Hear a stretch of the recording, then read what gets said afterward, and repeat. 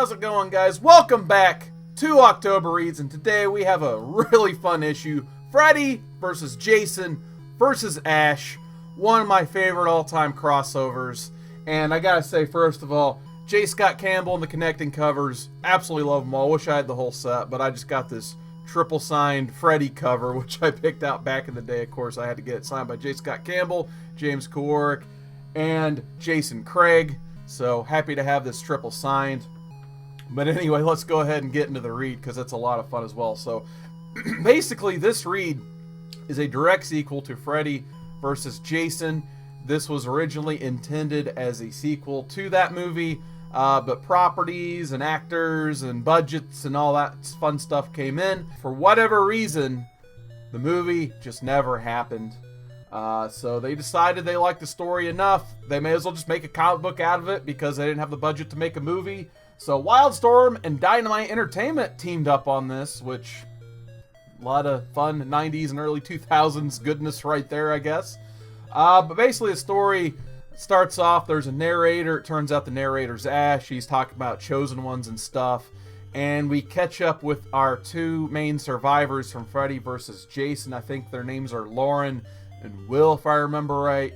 And they're doing the ultimate stupid thing that most horror movie survivors do in sequels. They're going back to Camp Crystal to make sure Jason Voorhees is dead. Why would they do that?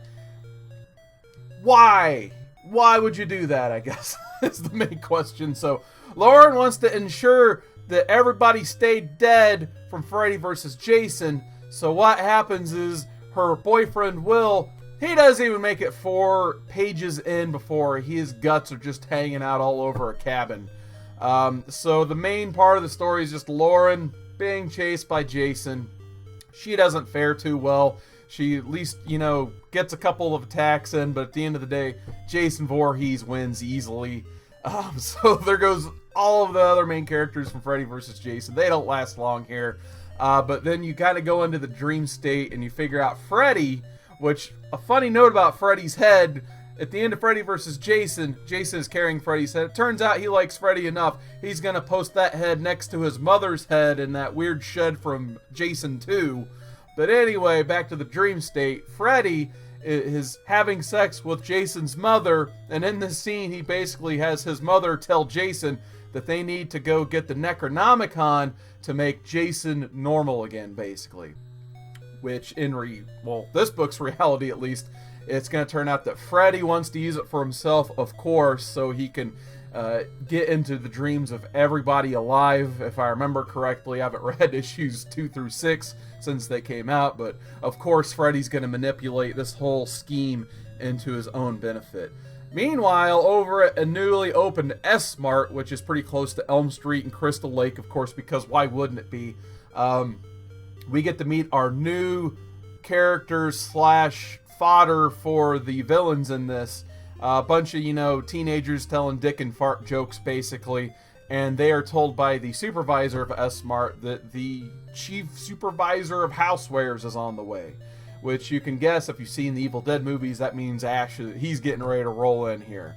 So basically, he rolls in, and that's where the story cuts off, about him talking about having to eliminate the Necronomicon and killing Deadites. So we have our 3 players in place getting ready to go into the 6-issue miniseries. So once again, this one was a ton of fun.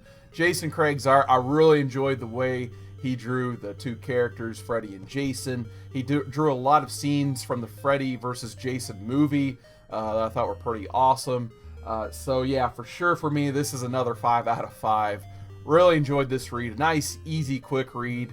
I may actually have to just go ahead and read issues 2 through 6 while it's fresh in my memory. But yeah, I highly recommend this if you can find it. I know the fact that Wildstorm and Dynamite Entertainment both chipped in on this makes it a little harder to find in trade and hardcover and digital and all that fun stuff. So I highly recommend this if you can find copies of it. But yeah, thank you guys so much once again for checking out October Reads.